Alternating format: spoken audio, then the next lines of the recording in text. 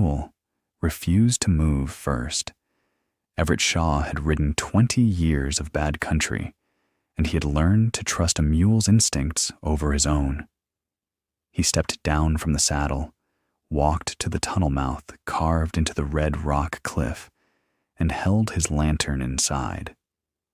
The light went 10 feet and stopped against pure darkness. He walked in anyway. 3 days earlier, Everett Shaw rode into Copper Mesa with 41 cents, a good rope, and the particular kind of confidence that comes not from success, but from surviving long enough to stop fearing failure. The livery keeper, a lean man named Odell Pruitt, took his horse without being asked and said, without looking up, "Dry land don't reward stubbornness, friend. It just buries it slower." Everett paid him and said nothing. He had heard that before.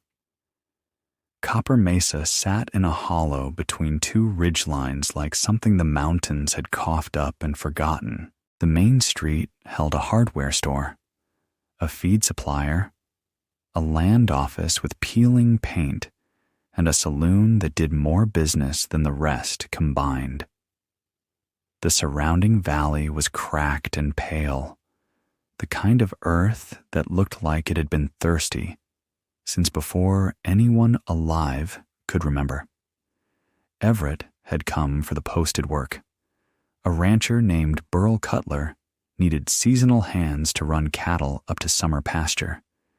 He had done that work 100 times across 5 territories, and he was good at it. But when he reached the land office to register his temporary address, the woman behind the counter, a composed, dark-eyed woman in her mid-30s named Ruth Aldridge, told him the Cutler position had been filled 2 weeks prior. The notice had never been pulled down. "Somebody ought to fix that," Everett said. "Somebody ought to fix a great many things in this valley," Ruth said, and returned to her ledger. He found a cot at the boarding house run by a widow named Harriet Voss, who charged 40 cents a night and included supper if you were present at 6 o'clock and did not ask for seconds. Everett was present. He did not ask for seconds. He sat at the table with a drifter named Cope, who claimed to have once surveyed the ridgeline east of town and said the whole range was played out. Copper gone, water always gone, ground too mean to farm. "What about the mine up the north face?" Everett asked, because he had seen the faint twin lines of a half-buried rail track from the ridge road, and his instinct had caught on it the way a nail catches thread. Cope looked at him flatly. "What mine?" It was not a question. Harriet Voss set a pot of beans on the table with more force than necessary and changed the subject to the weather, which had been, she noted, consistently and personally unkind. Everett ate his beans and thought about the tracks. He rode out at first light, following the rail line northeast along a dry creek wash until the grade steepened and the pines closed in. The tracks surfaced and disappeared with the terrain, buried under decades of runoff, pine duff, and patient silence. But they were there. Consistent gauge. Someone had spent real money laying them. The mine entrance appeared around a rock shoulder without warning. A timber-framed portal cut into the cliff face. The crossbeam still sound. The entrance half blocked by a rock fall that looked deliberate rather than accidental. Debris stacked too evenly. Stones placed, not fallen. Everett sat his mule at the threshold for a long moment. The mule laid her ears back. He tied her to a pine, lit his lantern, and stepped over the stacked stones and into the dark. He went 30 feet before the lantern showed him enough to stop and think. The tunnel was dry and structurally sound, better timbered than most working mines he had seen. The floor had been swept or had simply never been heavily used. No ore cart, no tools left behind, just the tunnel, breathing cold air from somewhere deep, and at the 30-foot mark, a side door, actual pine boards on iron hinges, set into the rock wall as if this were a house.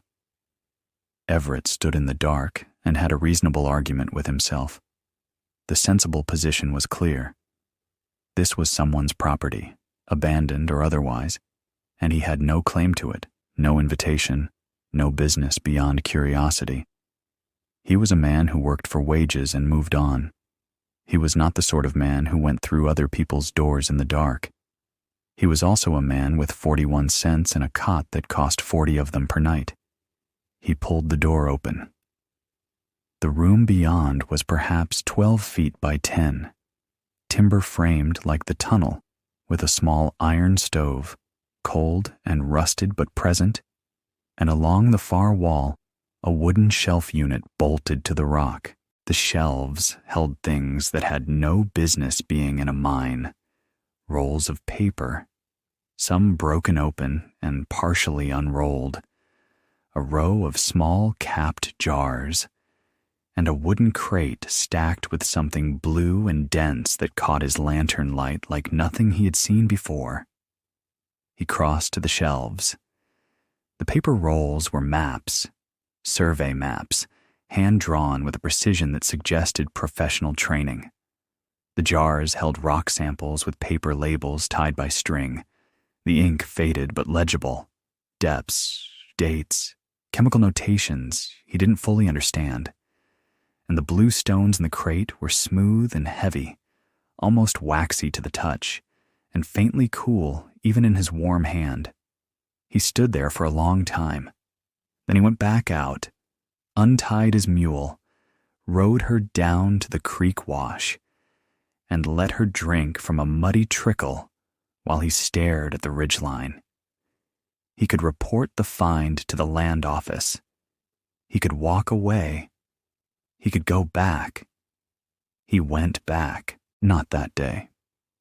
That day he rode into town and spent his remaining cent on a pencil at the hardware store, because a man ought to write things down before he acts on them.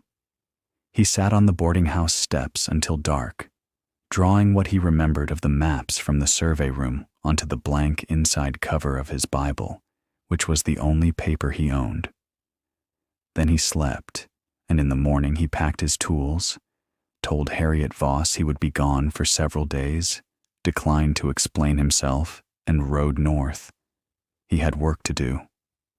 Ruth Aldridge noticed him leave. She had a habit of cataloging the movements of strangers.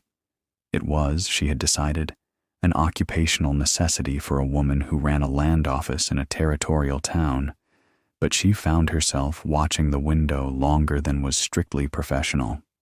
She had been the one to file the original abandonment notice on the North Ridge mine 11 years ago. She had never told anyone what she suspected was in the survey room, because she had never trusted anyone in Copper Mesa to do anything useful with the information.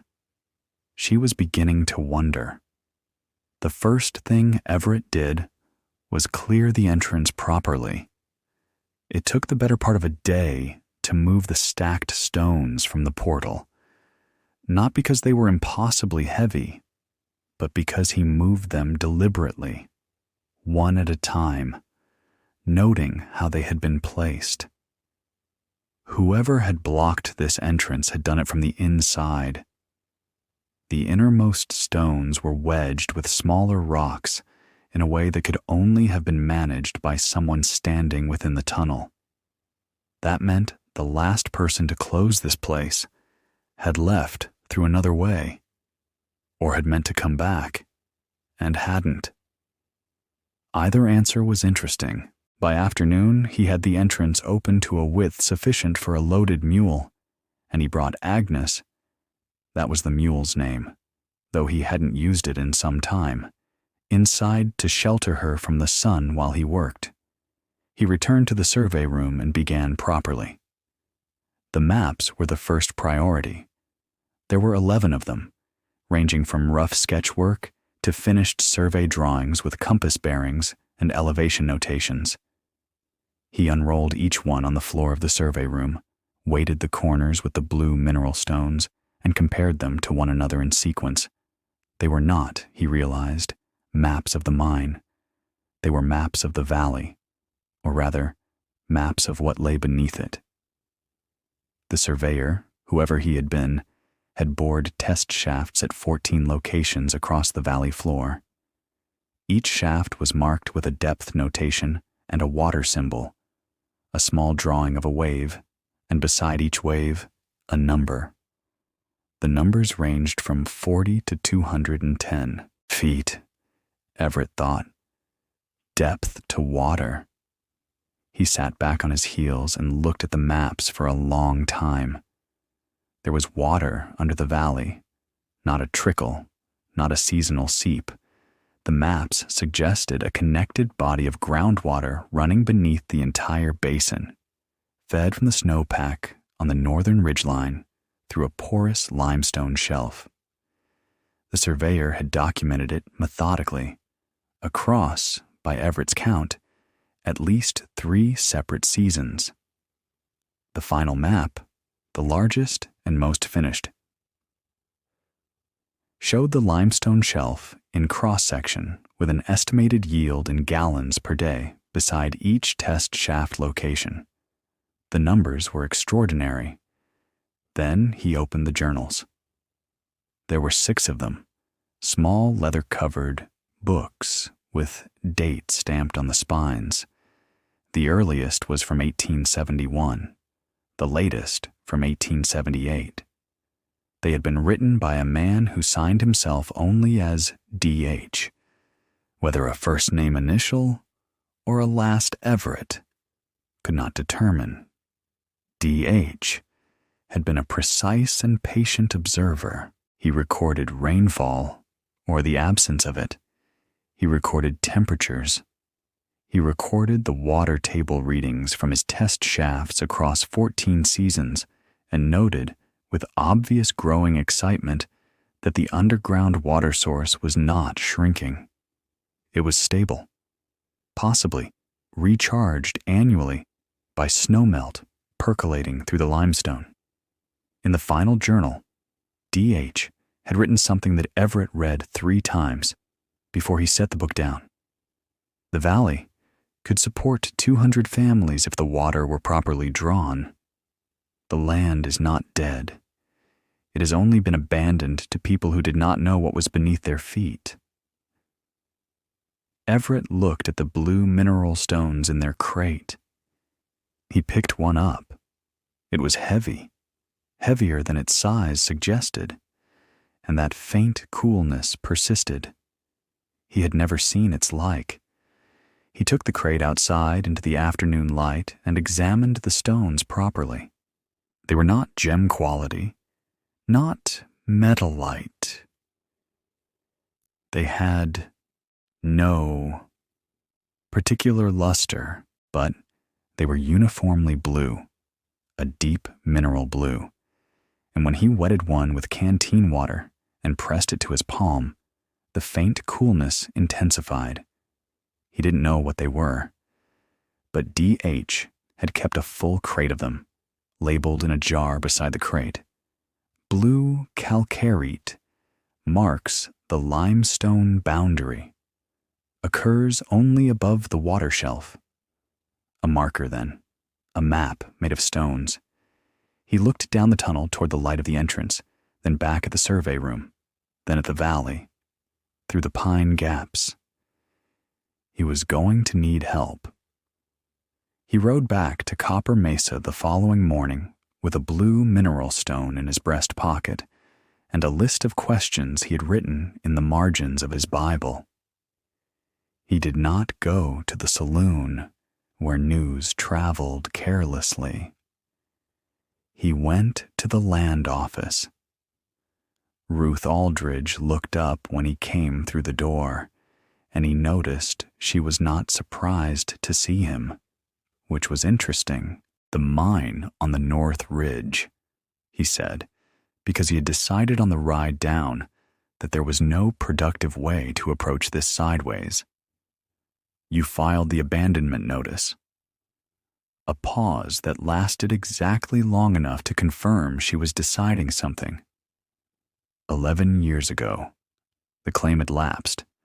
The original filing party was a geological surveyor from Santa Fe who stopped paying his annual fee. I sent 3 notices. No response. Did you go up there? Once. She folded her hands on the desk. I found the entrance blocked and concluded the survey was concluded.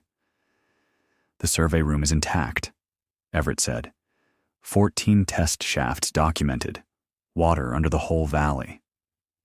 The expression that crossed her face was not surprise. It was something older than surprise. The particular look of a person who had suspected a truth for a long time and was now being asked to carry it in public. I know, she said quietly, or I suspected.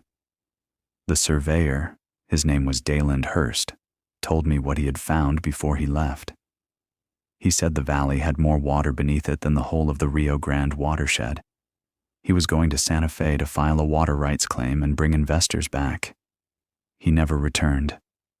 She looked at the window. I waited.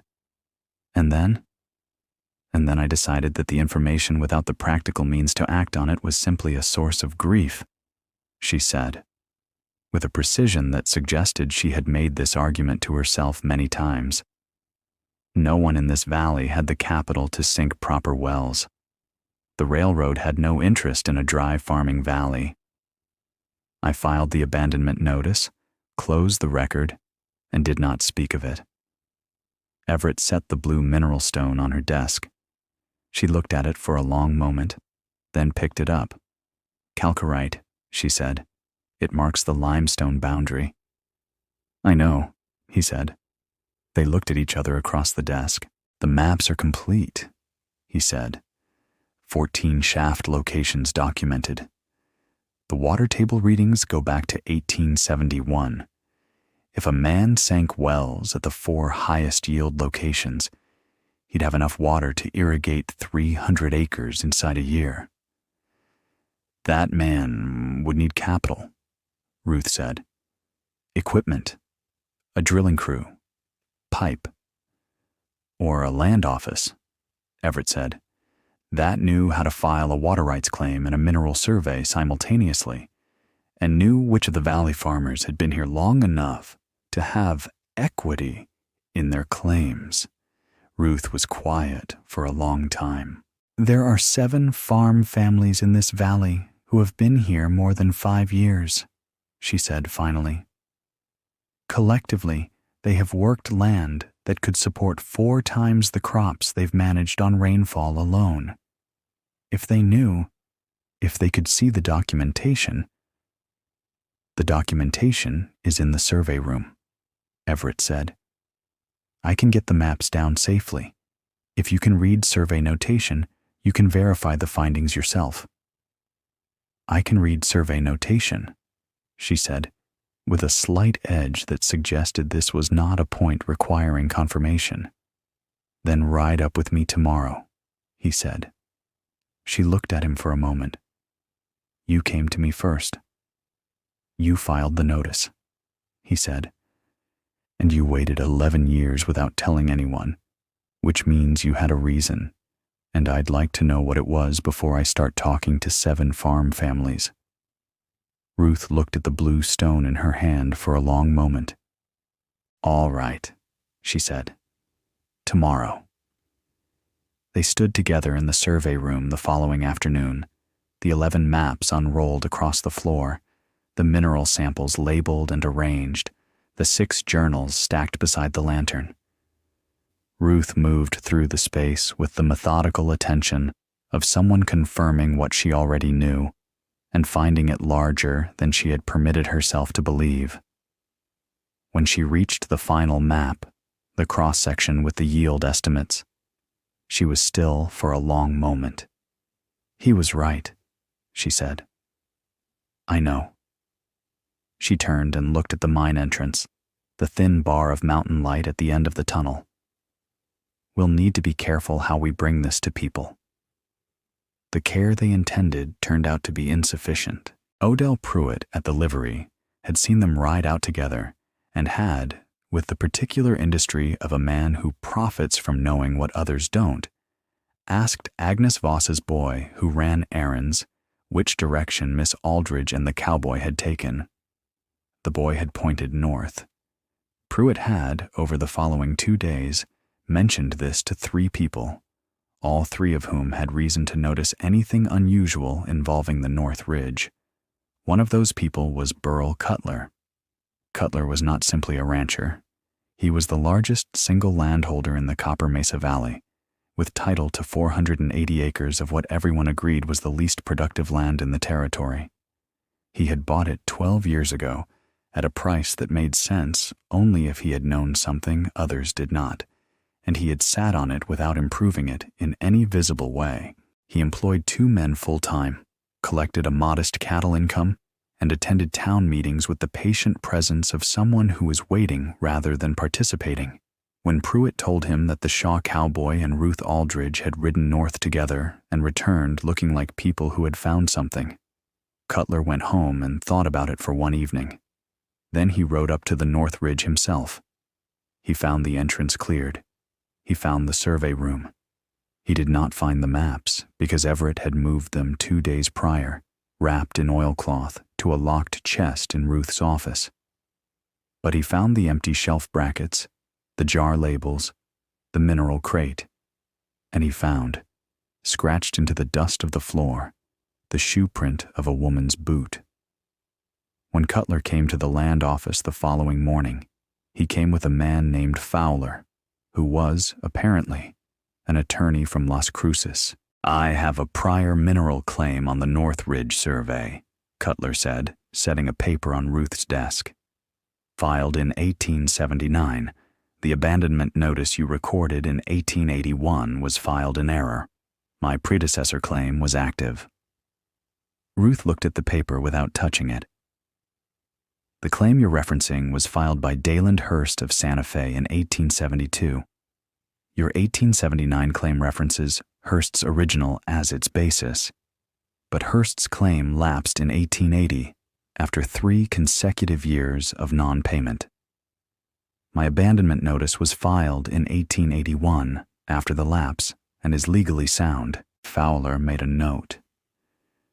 "The mineral rights on that ridge belong to the original survey parcel," Cutler said, "which I acquired in 1882 through a private conveyance from Hurst's estate." "Then you can produce the conveyance document," Ruth said. "I can produce it in court," Cutler said pleasantly. "In the meantime, I'll be asking the Territorial Land Authority in Santa Fe to place a hold on any new filings associated with that parcel while the matter is reviewed." After they left, Everett came out from the back room where he had been listening. "He bought it from Hurst's estate," he said. "Possibly," Ruth said. She was already pulling documents from her files. "Or he has a paper he had made to look like he did. Hurst died in 1881, before my abandonment notice. Intestate. No family I ever located. There was no estate proceeding in Santa Fe. I checked at the time." Everett looked at the door. "He knew about the water," he said. 12 years ago. He bought land above the aquifer and sat on it. Yes. Why didn't he act on it?" Ruth looked up from her files. "Because to act on it, he would have had to share the water, and he didn't want to share it. He wanted to be the only one who had it." The hold came through from Santa Fe in 4 days. It was, Ruth explained to Everett with the careful tone of a person delivering bad news she had already processed, a preliminary administrative hold. Not a legal judgment, but sufficient to prevent her from filing any new water rights claim or mineral survey amendment until the territorial review was complete. Reviews of that kind took, on average, 6 to 18 months. "By which time," Everett said, "by which time Cutler will have had time to find a proper attorney and construct a cleaner version of his claim." She set the notice on her desk. The conveyance document he referenced. "I wrote to Santa Fe the morning after his visit. The probate clerk confirmed there was no estate proceeding for Dale and Hurst. But a private conveyance doesn't require probate. If Cutler produces a signed bill of sale with Hurst's name on it and a date prior to my abandonment notice, it will take months and considerable legal expense to challenge. That we don't have. That we don't have, she agreed. It was not the worst obstacle.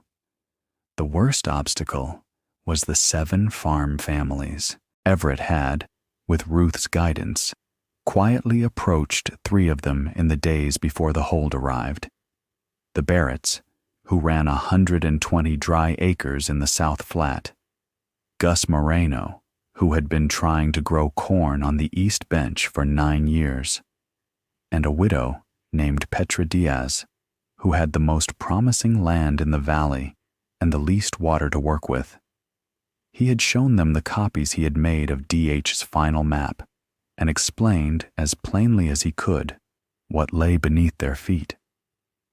The responses had been cautious rather than excited, which he supposed was reasonable for people who had been let down by the land for a long time. But there had been enough light in their eyes to confirm that they understood what was being offered. Now Cutler appeared to understand it too. Within a week of the hold, he had begun visiting the same families. Everett didn't witness the visits directly. He heard about them, as he heard most things in Copper Mesa now, through Harriet Voss, who had a gift for knowing what was said in her town and a sufficient opinion of Burl Cutler to share it freely. Cutler was offering to purchase parcels at above-market prices, not dramatically above, just enough to seem generous rather than desperate. He was telling the families that the valley was simply too dry to support long-term agriculture, that he felt it his duty as a neighbor to offer a fair exit before things got harder. He said nothing about water. "He's buying them out before they know what they have," Everett said. He was sitting at Harriet's kitchen table, which had become, over the preceding 10 days, a sort of informal headquarters. "Petra Diaz won't sell," Harriet said, refilling his coffee without asking. "Told him she'd been on that land 17 years and intended to die on it, but the Barretts are considering. Gus Moreno was asking around about the offer. He's behind on his seed loan." Ruth set down the letter she'd been reading for the 3rd time, a response from a Santa Fe attorney confirming the legal process would be lengthy and expensive. "There has to be another way," Everett said. "There is one," Ruth said. She looked at the blue mineral stone she kept now on the corner of whatever surface she was working at, a habit she had developed without entirely noticing it.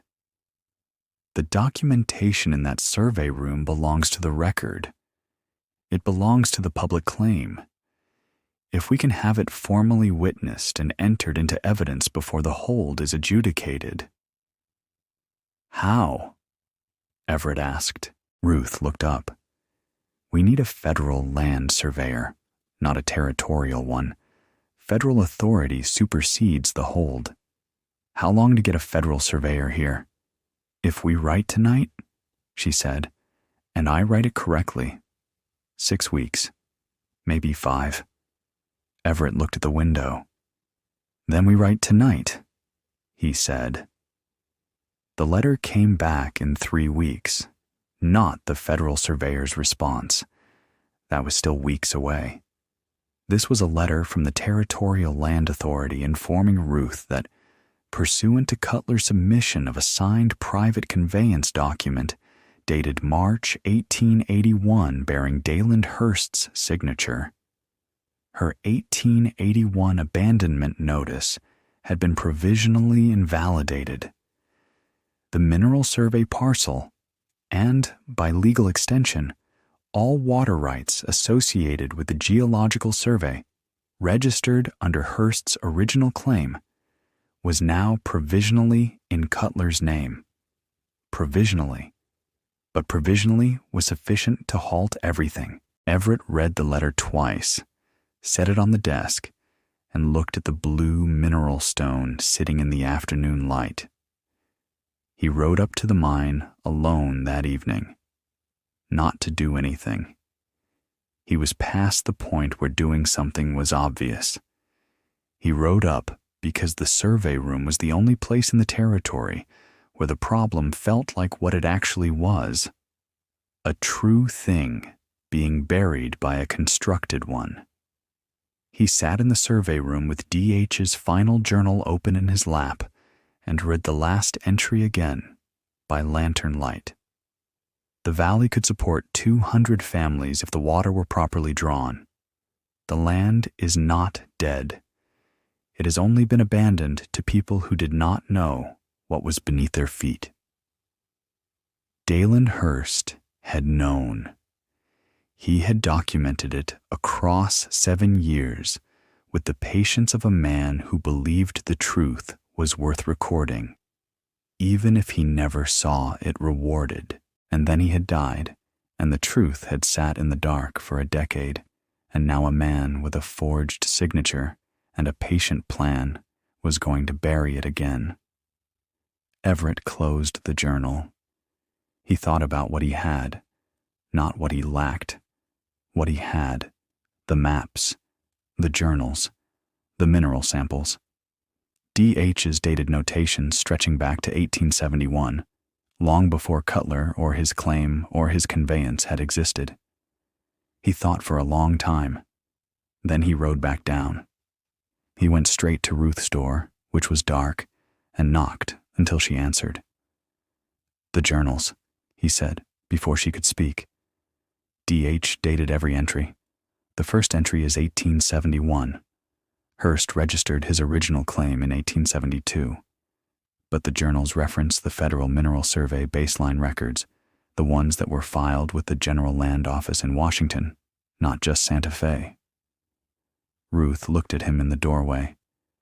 "The federal record," she said slowly. "The federal record predates Cutler's claim, predates the territorial filing entirely." "Yes," she said. "Yes, it does." Ruth wrote 3 letters that night.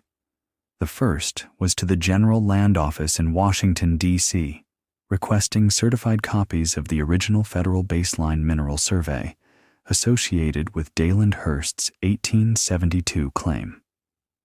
The second was to a land law professor at the University of New Mexico in Albuquerque, whom she had corresponded with once, years before, on an unrelated title matter, a man of thorough methods and, she believed, genuine integrity. The third was to the federal land surveyor, this time enclosing D.H.'s dated journal entries as supporting documentation and requesting the survey be classified as a federal water resource assessment rather than a routine mineral claim review, which changed the jurisdictional authority entirely. She worked at her desk until nearly 2 a.m. Everett sat across from her and copied the journal entries in his careful hand. She wrote the legal language. He produced the supporting record, and they traded pages across the desk without much conversation, because they had reached the stage of a shared task where conversation is simply less efficient than working. When the letters were done, she sealed them, and he took them to the stage depot himself so they would go out on the first coach north. The 6 weeks that followed were the most productive of Everett Shaw's life. He could not file legal claims. He could not force the review to move faster. What he could do was work, and so he worked. He borrowed tools from 3 different farms on the pretext of general labor, which was not a pretext because he provided it, and used the survey maps to locate the 4 highest yield shaft positions DH had documented. At each location, he dug test pits by hand, 12 to 15 feet, and at each location found what DH had promised: damp subsoil transitioning to wet clay, with, at the 4th location, a seepage strong enough to pool on its own. He showed Gus Moreno first. Gus came out to the east bench with his hands in his pockets and the look of a man expecting to be disappointed and intending to be polite about it. Everett handed him a lantern and pointed at the pooling water in the pit floor. Gus Moreno stood there for a very long time. Then he said, in a voice stripped of its careful flatness, "My grandfather told me there was water under this valley." "Your grandfather was right," Everett said. Gus did not sell his land to Burl Cutler. The professor from Albuquerque arrived on a Tuesday in late September, unannounced and carrying a valise. His name was Warren Oakes, and he was shorter than his correspondence suggested, with a precise manner and a thorough disregard for Burl Cutler's attorney, whom he dismissed in 2 sentences when Fowler appeared at the land office to object to his presence. "The federal baseline record is not subject to territorial administrative hold," Oakes said pleasantly. "You're welcome to contest that position in federal court, which is in Santa Fe, and which I suspect you'd find inconveniently located." Fowler went away. Oakes spent 3 days in the survey room with Ruth, reviewing DH's documentation against the certified federal baseline records that had arrived from Washington 10 days earlier. The records confirmed what Everett had staked everything on. Dale and Hurst had filed a federal mineral survey registration in 1872, predating his territorial claim by a full 6 months. The federal record established the survey's legal existence and Hurst's authorship of it before any other party had any claim to the land or its resources. Cutler's conveyance document, signed, dated, apparently legitimate, conveyed only whatever Hurst's estate had held at the time of signature. And what Hurst's estate had held was a lapsed territorial claim. The Federal Water Resource Survey, however, had never lapsed. It had never been conveyed. It had sat in a dark room for 14 years, waiting. The federal land surveyor arrived in October, accompanied by a deputy from the General Land Office and a letter of authorization that made the territorial administrative hold legally irrelevant. Everett showed him the 4 test pit locations. At the 3rd pit, the surveyor's assistant produced instruments Everett had never seen before and spent the better part of an afternoon taking measurements. At the 4th pit, where the seepage had deepened over the previous weeks into a persistent pool, the surveyor removed his hat, looked at his readings, looked at the pool, and said, "This is a significant resource." "Yes," Everett said, "the yield estimate in these journals may be conservative." "I believe that's possible," Everett said. The federal survey was completed in 12 days.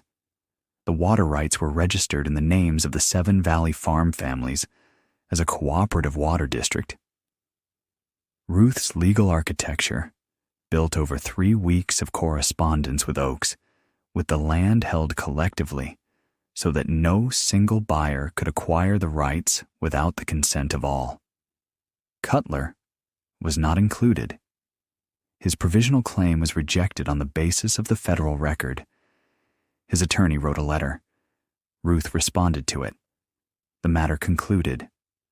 The first cooperative well was sunk in November on Petra Diaz's land, at the highest yield location DH had marked. It came in at 41 feet. Everett was there when they hit water. Really hit it, the drill rod dropping and the casing flooding and the smell of cold, clean water rising into the dry air. Petra Diaz pressed both hands to her face and said something quietly in Spanish that Everett did not speak but understood entirely. Ruth stood beside him. The valley stretched out below them in the late autumn light, pale and patient as it had always been. The same cracked earth, but different now in the way that everything is different when you finally know what it contains. D.H. was right, Everett said. He was, Ruth said. He looked at her. You waited 11 years. I was waiting for the right person to go in anyway, she said. And the slight warmth in her voice was something he had been aware of for some time, but had chosen, until this moment, not to name. He named it now. I left 41 cents in a livery in this town, he said. I may have to stay a while. Ruth looked at the water rising in the casing, bright and cold and real. The land office has a surveyor position open, she said. It doesn't pay much. Doesn't need to, Everett said. Below them, the valley waited, not dry anymore, not abandoned, just ready. By the following spring, 4 wells were operating in the Copper Mesa Valley. The Barrett family planted corn. Gus Moreno put in a second field of sorghum and a kitchen garden his wife had been planning for 9 years. Petra Diaz's land greened from the first irrigation draw, and she stood at the edge of it one April morning and did not press her hands to her face this time. She simply smiled, which was better. Everett Shaw rode the survey lines each week, the blue calcarite stone in his breast pocket like a compass. He had a good rope, a reliable mule, and a reason to stay. It was, by every measure, enough.